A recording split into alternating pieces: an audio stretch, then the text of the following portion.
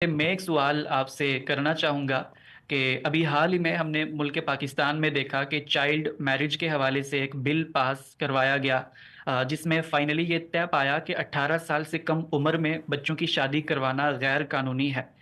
ये bill pass होना ही था कि जिस पर हमारे उलमाए किराम की तरफ से ये रद्द अमल सामने आया कि इस्लाम ने अगर इस मामले में कोई पाबंदी नहीं लगाई तो हमें भी पाबंदी लगाने का कोई हक नहीं है।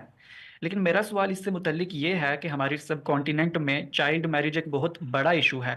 छोटे छोटे बच्चों की जिनकी अभी तालीम भी मुकम्मल नहीं होती, उनको भी पेरेंटिंग की जिम्मेदारी दे दी जाती है, जो कि खुद अभी उस चीज़ के मोहताज होते हैं। और इसके अलावा भी आपने बहुत से मसाइल इसके हवाले से देखे होंगे।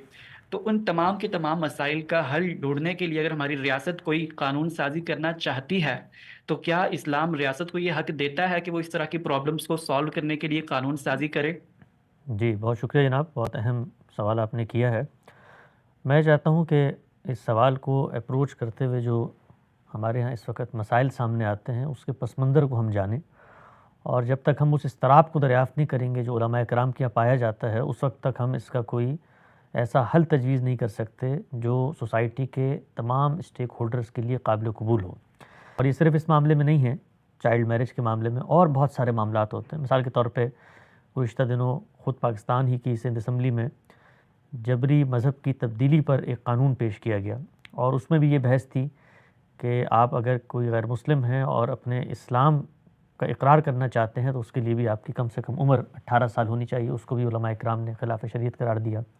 इसी तरीके से हमारे यहाँ डोनर मिल्क का गुज़िश्ता दिनों एक मसला ज़ेर बहस आया, उसको भी खिलाफ शरीयत करार दिया। और बहुत सारे मामलात सामने आते रहते हैं। ख़ुद हमारे मुल्क में इस वक्त सूद के हवाले से शरीयत कोर्ट में बहुत सारी अपीलें पेंडिंग हैं, बहुत सारे केसेस हैं जो नज़ाती कौंसिल में सामने आए हैं। हर जगह पर ये बहस हो रही होती है जिसमें उलमाए किराम बहुत सारे ऐसे मामलात जो असम्बली कर रही होती है, रियासत कर रही होती है, कानून साजी हो रही होती है, उसको खिलाफ शरीयत करार दे रहे होते हैं।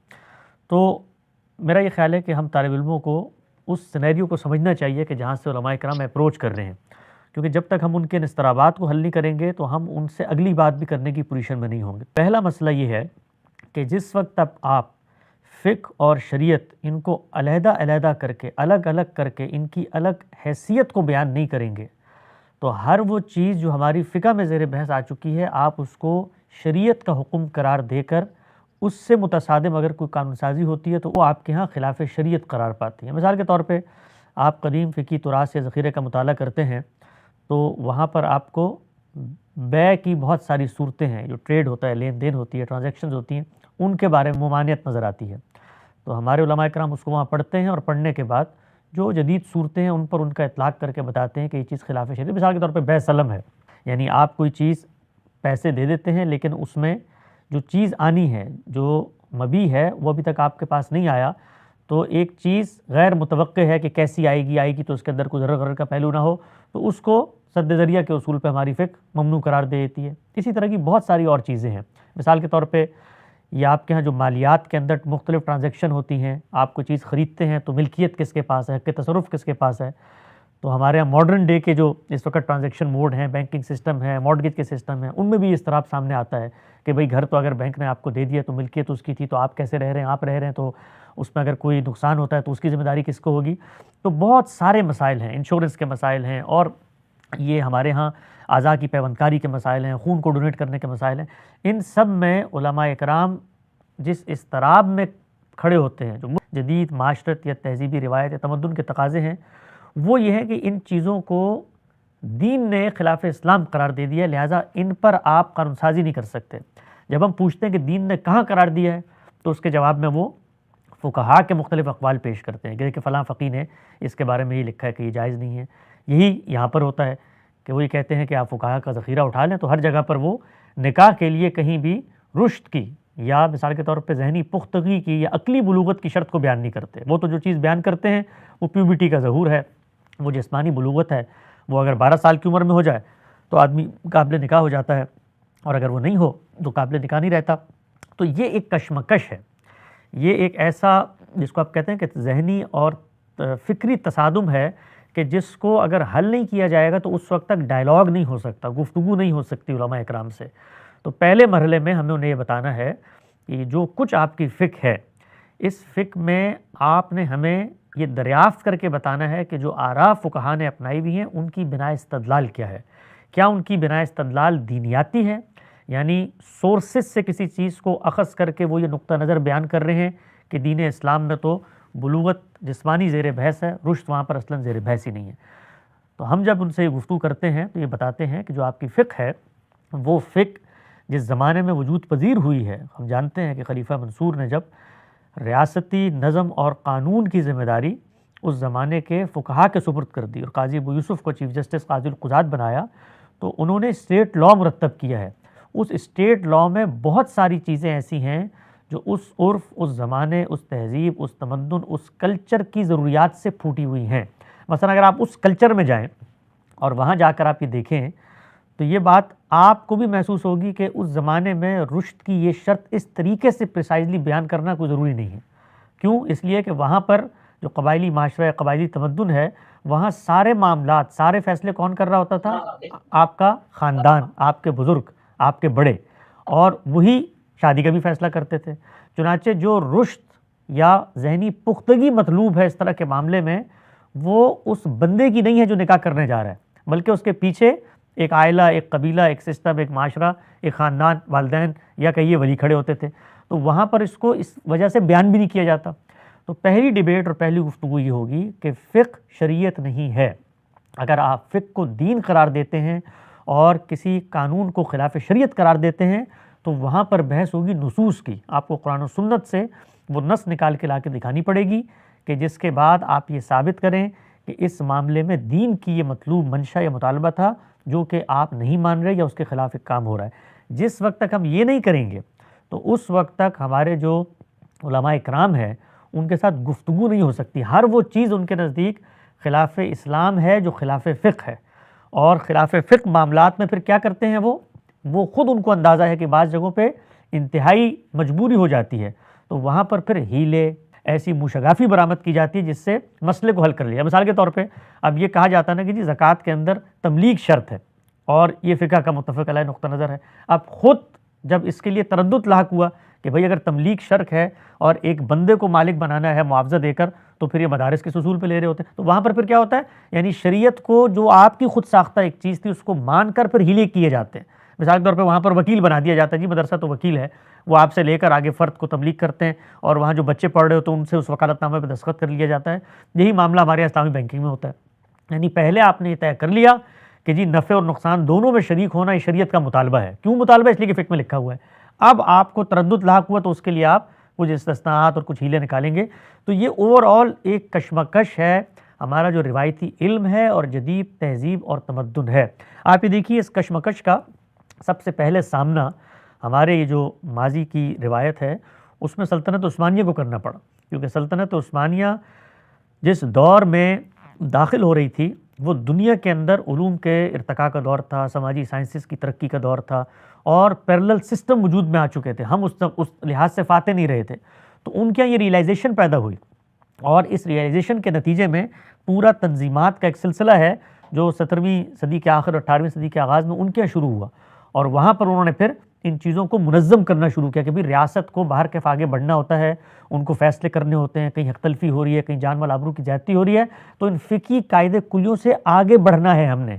तो आप ये देखिए कि उन्होंने जो उस ज़माने में बोर्ड बना है जिसको कहा जाता है अहकामुद्दौलिया उस्मानिया, तो उसके अंदर उन्होंने बाकायदा एक निकाहनामा मुरतब किया। अब कोई सवाल पूछे कि फ़िक़्ह के अंदर या शरीयत के अंदर कहाँ ये शर्त लिखी हुई है कि निकाहनामे के बगैर नहीं होगा, तो सब ये मानेंगे कि तमद्दुन की तब्दीली से इस चीज़ का हक़ रियासत को पहुँचता है कि एक चीज़ को बाकायदा इंज़िबात में लाया जाए, एक कानूनी दस्तावेज़ बने, उसके ऊपर रियासत उसकी मोहर तस्दीक सब्त करे।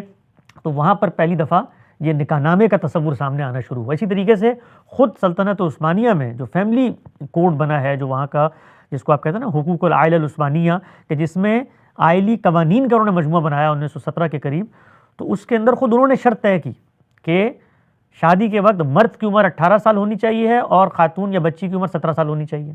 तो उनको तय करना पड़ा। क्यों तय किया? अगर फ़िक़्ह के अंदर यह खिलाफ़ शरीयत चीज़ थी। हालांकि उनका जो दस्तूर, उनका जो कानून था वो तो मबनी ही फ़िक़्ह पे था, यानी उनका स्टेट लॉ थी ही फ़िक़्ह हनफी। लेकिन ये रियलाइजेशन पैदा हुई कि फ़िक़्ह के अंदर अगर आप ज़माने हालात के तकाज़ों की रियायत तब्दीली नहीं करते और उन लोगों ने भी उन ज़माने के लिहाज से ये शराइत और ये चीज़ें उसमें डाल के रखी थी, तो मामलात आगे नहीं बढ़ सकते। चुनांचे उन्होंने जो कानून बनाया था वो बड़ा कॉम्प्रहेंसिव कानून था, और वही कानून कॉम्प्रहेंसिव कानून होता है जिसमें आप तमाम जिहाद को शामिल करें। मिसाल के तौर पे उसमें यह तक लिखा हुआ था कि ये तो शर्त है कि 18 साल का लड़का होगा और 17 साल की लड़की होगी, तभी हम निकाह के जवाज़ को मुनक्किद मानेंगे और स्टेट उसको एक जायज़ निकाह समझेगी। साथ साथ ये भी लिखा था कि मिसाल के तौर पे अगर लड़की की उम्र 16 साल है और बच्ची की उम्र 15 साल है और वालिदैन ये जिम्मेदारी लेते हैं कि ये लोग रिश्ता निभा सकेंगे और अदालत इस पर मुतमईन हो जाती है, तो हम उनको इस्तिस्नाई इजाज़त दे देंगे। लेकिन उन्होंने उम्र की हद तय की। तो सवाल ये है कि अगर शरीयत के अंदर उम्र की हद तय करना ममनुआत में से था तो ये कैसे तय की। अब इसको भी समझें कि जिस वक्त हम ये कहते हैं कि निकाह के लिए रुश्त या जहनी और अकली पुख्तगी ज़ेर बहस आएगी, तो इस चीज़ की बिना इस्तदलाल क्या है? ये तो फ़िक्र में कहीं ज़ेर बहस नहीं आ रही। तो इसकी बिना इस्तदलाल वो मुसल्लमा अकली मुक़द्दमात हैं, यानी ये चीज़ भी अकली मुक़द्दमा है कि निकाह उस वक्त होगा कि जब बुलूगत हो। क्यों? इसलिए कि हमें पता है कि निकाह के बाद जिस्मानी ताल्लुक़ कायम करना है। वो ताल्लुक़ कायम होगा तो अक़ल और फ़ितरत ये कहती है कि इंसान को जिस्मानी तौर पे इस काबिल होना चाहिए है कि वो फितरी तौर पर इस ताल्लुक़ को कायम करने की उम्र को पहुँच चुका है। इसी तरीके से निकाह किस चीज़ का नाम है? निकाह नाम है दो लोगों का सोसाइटी में अलल ऐलान साथ रहने का एक मुआहिदा कर लेना। उसके नतीजे में औलाद पैदा होगी, ज़िम्मेदारियाँ होंगी, नान नफ़का होगा, औरत की कफ़ालत, हिफाजत, ये सब चीज़ें आपके ज़िम्मे आएंगी। तो वहाँ पर क्या चीज़ ज़ेर बहस आएगी कि बंदा इस काबिल है कि नहीं है। यानी ये जो अक़ली पुख्तगी की या रुश्द की तायीन है, ये निकाह के बुनियादी शराइत में एक शर्त है। ये अगर नहीं पाई जाती तो फिर इसका मतलब ये है कि वो बंदा अमलन निकाह के लिए तैयार नहीं है। आप ये देखिए कि ख़ुद फ़ुक़हा इकराम जो हैं वो दुनिया के जो दीगर मामलात हैं जिसके अंदर दो लोगों ने लेन देन करनी होती है, मिसाल के तौर पर इक़्तिसादियात के मामलात हैं, बुयू के मामलात हैं, उनमें रुश्द को शर्त करार देते हैं और उन बुयू को फासिद मानते हैं जो मिसाल के तौर पे रुश्द की शर्त किए बगैर मुनक़िद कर दी जाए। इसी तरीके से आप कोई माली वसीयत करते हैं तो वहाँ पर भी रुश्द को शर्त मानते हैं। क्यों मानते हैं? इसलिए मानते हैं कि नागुज़ीर अक़ली तकाज़ा है कि जिस वक्त तक हम ये ना कबूल करें कि मामला करने वाले जहनी लिहाज से पुख्ता हैं, उस वक्त तक उनके इन फ़ैसलों की हैसियत को तस्लीम नहीं किया जा सकता।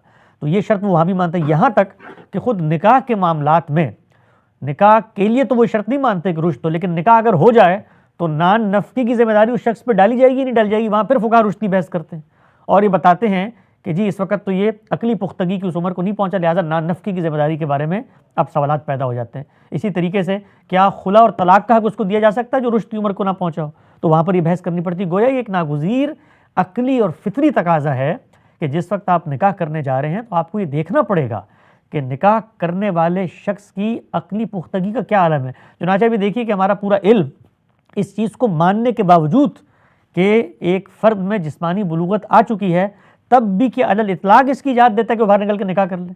अगर वालिदैन ये कहें कि हम ये निकाह नहीं होने देंगे या ये निकाह नहीं होना चाहिए या इसके ये तकाज़े, तो पूरी की पूरी बहस करनी पड़ी हमारी फ़िक़्ह को वली की इजाज़त के बारे में। क्या वजह थी उसकी? अगर बुलूगत ही शर्त है तो फिर वली की इजाज़त का क्या पस मंज़र पैदा हो जाता है। तो ये सेल्फ़ कॉन्ट्रडिक्टरी चीज़ है। इस पहली चीज़ को मैं चाहता हूँ बहुत अच्छी तरह से हम सब लोग समझें और उलमा तक ये कम्युनिकेट करें कि आपका मसला ये नहीं है रुश्द की उम्र, आपका मसला ये नहीं है मिसाल के तौर पे आज़ा की पैबंदकारी, आपका मसला ये नहीं है मिसाल के तौर पे खून अतिया करना, आपका मसला ये नहीं है मिसाल के तौर पे ये बुयू की जदीद सूरतों और बैंकिंग सिस्टम को कबूल करना। आपका प्रॉब्लम ये है कि आप एक ख़ास दौर के स्टेट लॉ को शरीयत समझ के आज हमसे मनवाना चाहते हैं। ये काम हम करने के लिए आमादा नहीं है और माशरे आमादा नहीं है, इसलिए कि इस सूरत में आपको सोसाइटी को पीछे धकेलना पड़ेगा। सोसाइटी इस जगह पर खड़ी हुई है कि हम रियासत को वजूद पजीर करते हैं। क्यों? इसलिए कि वो हमारे जान माल आबरू का तहफ़्फ़ुज़ करे और हक तलफ़ी को रोके। तो अगर रियासत इन मामलात में हक तलफ़ी को रोकने के लिए कानून साजी का इख्तियार नहीं रखती तो फिर मैंने रियासत वजूद पजीर क्यों की है? तो ये कशमकश है। इस वजह से हम ये कहते हैं गामदी साहब जैसे बड़े लोग कि आपको रिकन्स्ट्रक्शन करनी है अपनी मजहबी फ़िक्र की। आप इसको रिकन्स्ट्रक्ट नहीं करेंगे तो आपका दीन इस समाज से गैर मुतल्लक होकर रह जाएगा और वो दीन भी नहीं है जिसको आप दीन बनाकर पेश कर रहे हैं। इस कशमकश का ख़ात्मा बहुत ज़रूरी है। मेरे नज़दीक जब तक ये ख़ात्मा नहीं होता उस वक्त तक उलमा से इस तरह के मामलात में डायलॉग नहीं हो सकता। वो जिस पस मंज़र में खड़े हैं उस पस मंज़र में उनके नज़दीक हर वो चीज़ शरीयत है जो फ़िक़्ह के अंदर आ गई है। लिहाजा इस कानून पर अमल दरामद भी होना चाहिए, एक कॉम्प्रिहेंसिव कानून भी बनना चाहिए, और जो मौजूदा हमारे यहाँ तसव्वुर है कानून साजी में उजलत पसंदी का, वो भी नहीं होना चाहिए। यानी एकदम से किसी हाई कोर्ट ने ऑर्डर किया तो आपने बगैर आगे पीछे देख के कानून बना दिया। कानून को अहाता करना चाहिए इंसानों के अहवाल का। इस वक्त जो मौजूदा कानून है उसमें इन चीज़ों का उस दर्जे में अहाता भी नहीं किया गया। मिसाल के तौर पर ये कोई यानी ख़ुद अपनी ज़ात में आलमगीर सदाकत नहीं है कि रुश्द की उम्र 18 साल तक पहुँच जाती है। तो ऐसे कुछ कायदे होने चाहिए कि जिसमें मिसाल के तौर पर कोई बाप है, वो कैंसर से मर रहा है, उसके बच्चे की उम्र 17 साल है, वो चाहता है कि वो जाने से पहले उसकी शादी कर ले, तो दीनी लिहाज से, अक़ली लिहाज से इसमें कोई हर्ज नहीं होना चाहिए। तो ख़ुद इस कानून को बनाते हुए इसके अंदर उन तमाम कंडीशंस को शामिल करना चाहिए जो कंडीशन इंसानों के अहवाल की मुताबिकत से रूबा अमल होती है। शादी के मामले में भी हम ये कहते हैं कि जो इन मुल्कों में, अमेरिका वगैरह में, बाकी जो इस वक्त यूरोप के ममालिक हैं, वहाँ दूसरी शादी पर अलग इतलाक़ पाबंदी लगा दी गई है। नहीं, उसके बारे में भी ये देखना चाहिए है कि ये कहीं एक नागुज़ीर अक़ली और फ़ितरी ज़रूरत तो नहीं बन जाती। अगर बन जाती है तो उन मामलात में रियासत को, कानून को आगे बढ़कर उन लोगों को राह देनी चाहिए। ये देखें, आप जब ये राह नहीं देते तो फिर सोसाइटी खिलाफ कानून अंडरग्राउंड काम करना शुरू कर देती है। तो कानून का मकसद होता है कि वो लोगों को साथ लेकर चले। तो इस तरह के जो कवानीन हैं वो ज़रूर बनने चाहिए। रुश्त निकाह के साथ जुड़ा हुआ है, रुश्त ही है जिससे निकाह का इदारा कायम होता है। उसकी तायीन ये दीन का मौजू नहीं है, ये इंसानी अक़ल का मौजू है। इस तायीन में हालात, तमद्दुन, ये सब चीज़ें इख्तलाफ पैदा कर सकते हैं। इस तरह के कवानीन में और इस तरह रुश्त का फ़ैसला करने में माहिरीन नफ्सियात का सहारा लेना चाहिए। ये उलमा का दायरा नहीं है कि उस मौजू पर बात करें।